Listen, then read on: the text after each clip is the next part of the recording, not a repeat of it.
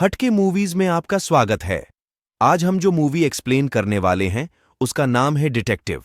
इसकी IMDb rating 10 में से 7 है और ये साउथ के दृश्यम मूवी के डायरेक्टर जीतू जोसेफ की पहली मूवी है। तो कहानी शुरू होती है एक घर से जहां एक औरत की लाश मिलती है। उसका नाम होता है रश्मि और उसके पति का नाम मोहन होता है। वो एक राजनेता होता है। पुलिस वाले डिस्कशन कर रहे होते हैं।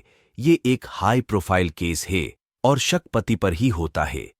तभी वहां एक बाइक वाला आके पूछताछ करता है तो पता चलता है उस औरत ने जहर खा के सुसाइड कर लिया है। तभी वहां पे SP आते हैं और तहकीकात करते हैं तो पता चलता है कि रश्मि ने चूहे मारने का जहर शहद के साथ लिया है और एक सुसाइड नोट भी मिला है। तो SP कहता है पहले तो सुसाइड नोट नहीं मिला था। तो असिस्टेंट कहता है कि पहली बार नहीं मिला, दूसरी बार चेक किया तो मिला। फिर SP कहता है लाश को सबसे पहले किसने देखा? तो घर की काम वाली कहती है मैंने। तो SP कहता है तुम इसी घर में सोती हो ना, तो कल रात कहाँ थी? तो वो बताती है मैं रात को घर आई थी पर मोहन सर और मैडम का झगड़ा चल रहा था तो मैं वहां से चली गई।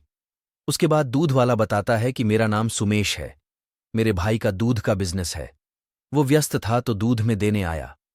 फिर पेपर वाला बताता है मेरा नाम अप्पू है और मैं सुबह 7 बजे पेपर डालता हूं, पर आज पेपर लेट आया तो मुझे भी देर हो गई। कारण पूछने पर वो बताता है जीप का टायर पंचर हुआ था। फिर उसके बाद पड़ोसी तंगत चंद कहता है मैंने ही आपको फोन किया था। उसके बाद कहानी फ्लैशबैक में जाती है। नौकरानी बताती है मैं सुबह अपने टाइम पर आई, चाय बनाई और मैडम को उठाने गई। देर तक दरवाजा नहीं खोला तो मैं बाहर मदद के लिए गई। तभी पहले पेपर वाला आया, फिर दूध वाला, उसके बाद पड़ोसी आया और उसने खिड़की की कांच तोड़कर देखा तो लगा रश्मि जिंदा है। उसे बचाने के लिए हमने दरवाजा तोड़ दिया, पर चेक करके पता चला वो मर चुकी है। उसके बाद फिंगरप्रिंट एक्सपर्ट बताता है दरवाजे पे इन चारों के फिंगरप्रिंट है और इसके पति मोहन के भी है। वही डेस्क में एक किताब के अंदर सुसाइड नोट भी मिला है। उसके बाद जब मोहन आता है तो वाइफ के मौत से बहुत दुखी होकर रोता है।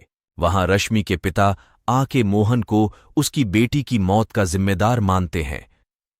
फिर पोस्टमार्टम रिपोर्ट आती है तो पता चलता है कि रश्मि ने 20 ग्राम जहर और नींद की गोलियां खाई थीं और उसकी मौत रात को 11 से 12 के बीच हुई थी। डॉक्टर की माने तो ये एक सुसाइड हो सकता है। राजनीतिक दबाव होने की वजह से कमिश्नर ये केस हमारे इस फिल्म के हीरो श्याम प्रसाद को देता है, जो सबसे पहले रश्मि के मायके जाकर तहकीकात करता है। तब पता चलता है कि रश्मि ने ये शादी घर वालों के खिलाफ की थी। उसके बाद मोहन के घर की तहकीकात करता है। फिर श्याम प्रसाद मीडिया में बयान देता है कि ये एक सुसाइड है, लेकिन इसकी वजह हम ढूंढ रहे हैं। उसके बाद श्याम अपने असिस्टेंट को बताता है कि सुसाइड नोट फर्जी है, क्योंकि जब वो रश्मि के घर गया था तब उसकी नोटबुक की हैंडराइटिंग सुसाइड नोट से मैच की तो पता चला वो अलग है। ये एक वेल प्लान मर्डर है। मैंने जानबूझकर मीडिया में झूठ बोला ताकि कातिल रिलैक्स हो जाए और हम उसे पकड़ ले। फिर वो बताता है कि चूहे मारने के जहर में जिंक फॉस्फेट नाम की चीज होती है। उसकी 5 ग्राम डोज एक आदमी को मारने के लिए काफी है और उसकी मौत 10 से 12 घंटे में हो जाती है। फिर रश्मि की मौत जल्दी हो गई, मतलब उसका डोज 5 ग्राम से ज्यादा है। सहायक बताता है फॉरेंसिक रिपोर्ट में 10 ग्राम जिंक फॉस्फेट बताया है। फिर श्याम कहता है सरकारी नियमों के अनुसार चूहे के जहर में 2% से ज्यादा जिंक फॉस्फेट नहीं होता। तो रश्मि के शरीर में 10 ग्राम जिंक फॉस्फेट कहां से आया? मुझे लगता है कोई और बोतल से हाई डोज दिया गया होगा। घर के टेरेस पे काला पत्थर का पाउडर, धूल, मिट्टी के सैंपल मिले हैं। वही घर के अंदर भी है और 12 नंबर जूते के निशान भी हैं, जो मोहन के नहीं हैं। उसके बाद श्याम मोहन के पार्टी सदस्य सैमुअल से मिलता है, जिसकी मोहन से बनती नहीं थी। वो बताता है राजनीति में छोटी मोटी बातें होती रहती हैं। फिर श्याम पूछता है आपको मौत की खबर किसने दी? तो वो बताता है 9:30 बजे चुनाव समिति के सदस्य राजेश ने। उसके बाद श्याम अपने स्टाफ के साथ चर्चा करता है खूनी ने सुसाइड नोट बुक में ही क्यों रखी? वो बॉडी के पास भी रख सकता था। हो ना हो खूनी पहचान वाला ही है। श्याम का असिस्टेंट कहता है, कॉल रिकॉर्ड्स रिपोर्ट में आया है। सुबह तंगत चंद ने रश्मि के घर से 2 बार कॉल किया था, पहले 60:38 को और दूसरा 60:40 को। ये सुनकर श्याम कंफ्यूज्ड होता है और मर्डर की सुबह के वीडियो रिकॉर्ड देखता है।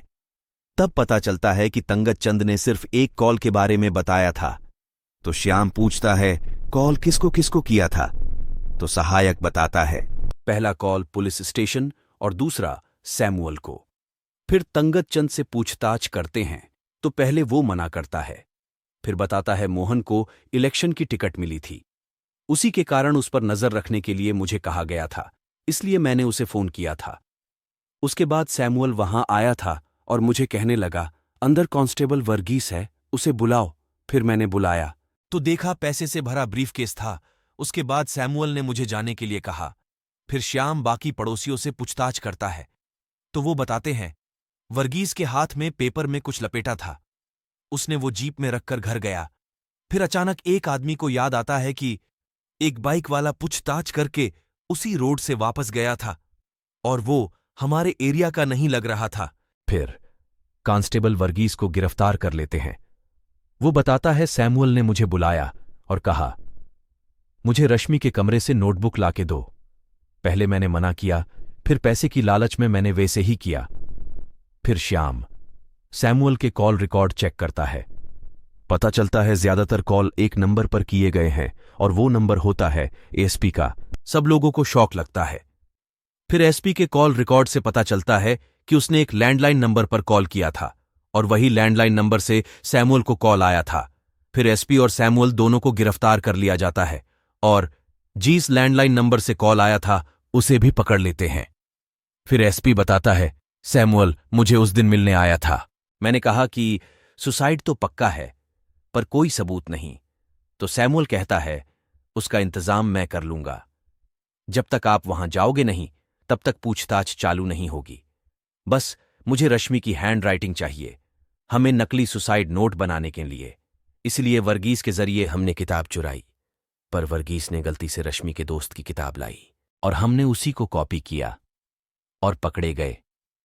उसके बाद कामवाली को बुलाया जाता है। पूछताछ में पता चलता है कि टोंडुविल में लाइट कट होती रहती है, इसलिए घर में इन्वर्टर लगाया है। श्याम तभी वहां से मर्डर स्पॉट पर जाता है और मेन स्विच ऑफ करके पंखा चालू करता है तो पता चलता है किसी ने इन्वर्टर बंद किया है। फिर रश्मि की बेस्ट फ्रेंड जो यूएसए में रहती है, उससे पता चलता है कि पहले उसका एक बॉयफ्रेंड था।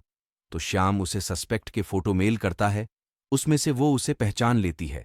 उसके बाद सीन शिफ्ट होता है क्लाइमैक्स में, जहां कहानी का विलेन पता चलता है और वो होता है दूध वाला सुमेश। सब लोग शॉक हो जाते हैं, किसी को कुछ समझ नहीं आता, पर सुमेश इस बात से इनकार करता है। वो कहता है, मैं उसी दिन सुबह बेंगलुरु से टोंडुविल आया था और वहीं से रिटर्न टिकट भी ले लिया था। आप चाहो तो ट्रेवल्स वालों को पूछ लो। तभी श्याम सुमेश के दोस्त विनोद को हेलमेट डाल के सबके सामने खड़ा करता है तो पड़ोसी उसे पहचान लेते हैं कि ये वही बाइक वाला है। फिर श्याम बताता है कि रश्मि की यूएसए वाली दोस्त ने सुमेश को पहचान लिया है और विनोद से पूछताछ के दौरान उसकी और रश्मि के दुश्मनी के बारे में भी पता चला। उस रात विनोद बेंगलुरु से सुमेश के नाम से टोंडुविल आने वाली बस में बैठा था और सुमेश रश्मि का मर्डर करके यहां से निकल गया। फिर बीच में ही विनोद की सीट पे बैठ गया और टोंडुविल आने पर रिटर्न टिकट भी लिया ताकि किसी को शक न हो। श्याम बताता है, मेरे पास इसके सबूत है। सुमेश जो चुपके से टोंडुविल में जीस होटल में रह रहा था, उन्होंने उसे पहचान लिया है।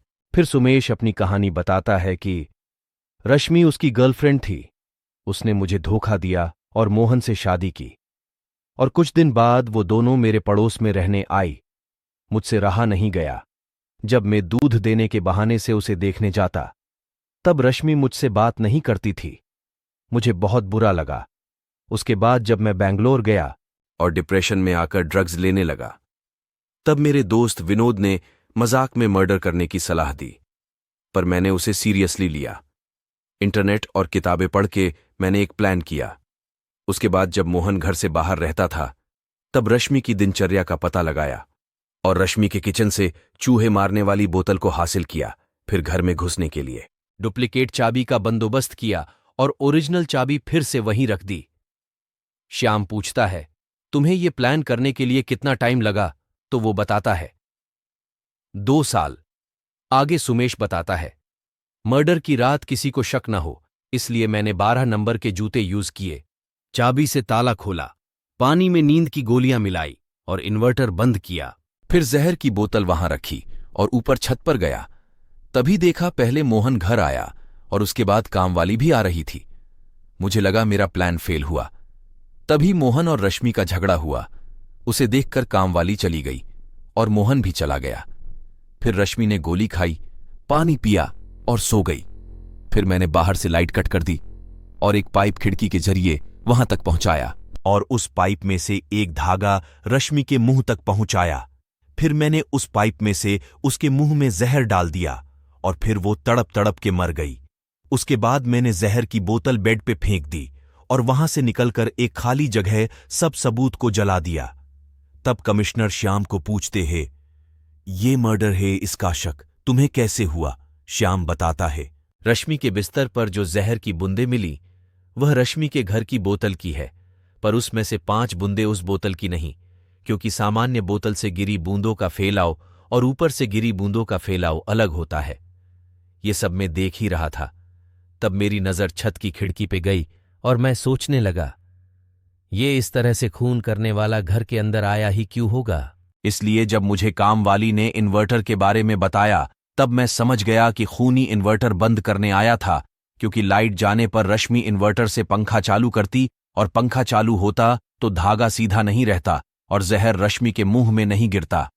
उसके बाद सुमेश को गिरफ्तार कर लिया जाता है और कहानी यही खत्म होती है।